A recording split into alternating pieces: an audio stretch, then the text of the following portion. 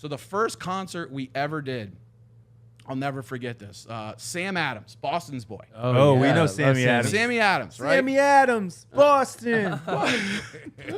That was The irony of it is he's Boston's boy.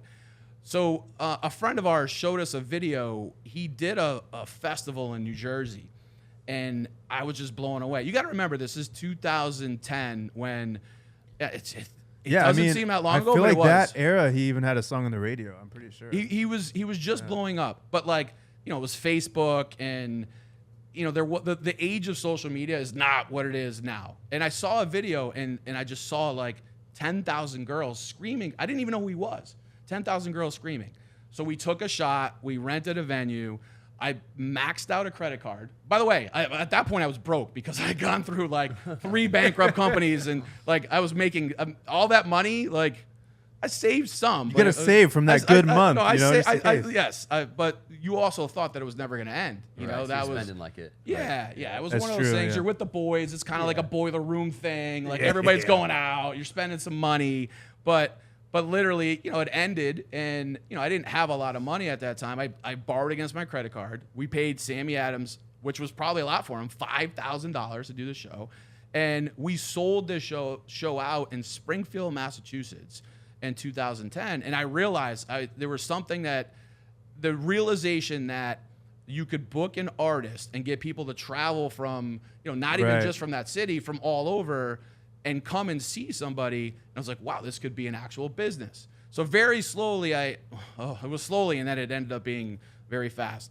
The next show that we booked, and I don't think I've ever told this story publicly. So you guys get exclusive. Yes, Bring the pillow. Get the pillow over here for this Here we story. go. Get the pillow over here for this story. This is exclusive for the boys. This is exclusive. The next show I booked, because we made actually a fair amount of money on that show. Next show we booked was Kid Cudi. Oh, wow.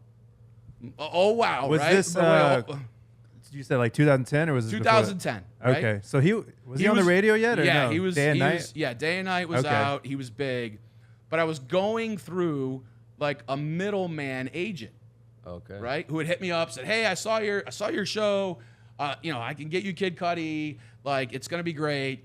Well, it turned out it was a fake booking. No. Oh no. $50,000. No way. Oh. To just somebody. So like, put the money in the bag, drive to this empty parking lot. Kid Cudi will show up. 2 weeks before the show, I figured it all out.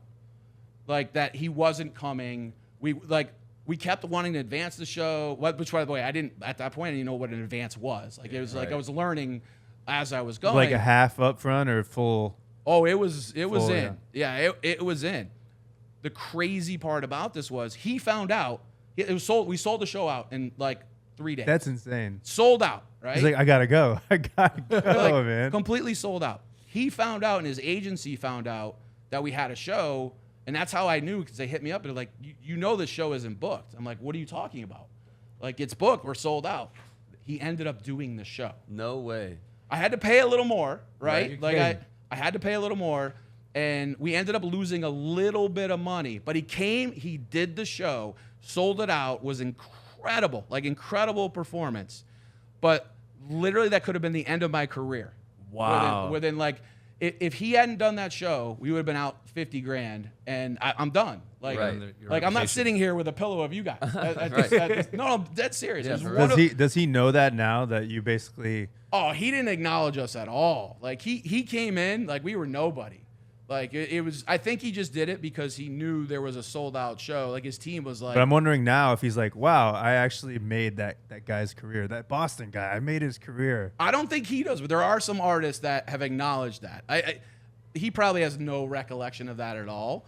But I learned a very hard lesson, and I booked through a middle agent, right? Before I was doing what I do now, like, you know, we do 400 bookings a year. I'm very close with a lot of agents and managers and artists, but when you're starting out, you go through who you think you're going to be able to book somebody from. And quite honestly, when you're starting out, agents don't listen to you. Like they're not like, oh, you're just some random. They don't want to take a risk. Yeah, they're not going to take a risk on you.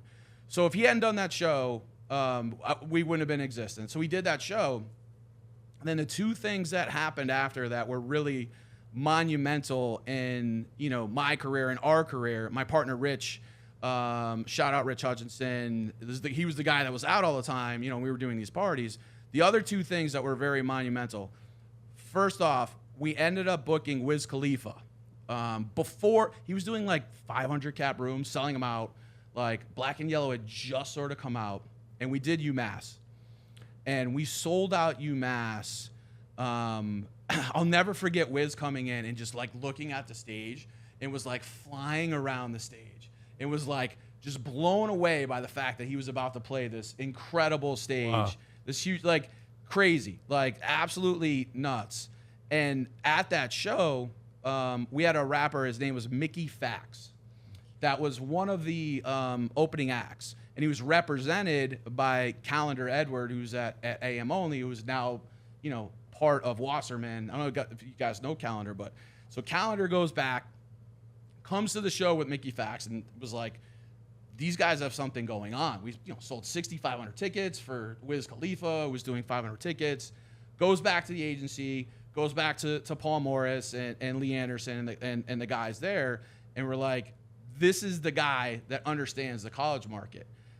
We need to figure out, like, this is right when they were figuring out the Tiesto thing. Whoa. So the timing was like unbelievable in that Wiz Khalifa show that sort of propelled my career. Now, the next thing that happened was another massive potential setback. And it's interesting, and I know I'm talking a lot here. You got to roll with the like punches. You know? Yeah. You look at people and their success, and sometimes you don't necessarily realize, you know, the times that it just could have completely ended and not come to fruition. The second thing that almost literally like put us out of business, I had this idea. There was this band called LMFAO. Yes. Right? Oh, yeah. Of course. There was this DJ called Steve Aoki. Mm-hmm. They did a song together, right?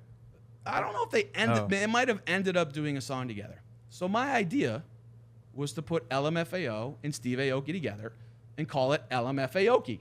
Bro, genius. I love that. Genius, right? Absolutely genius.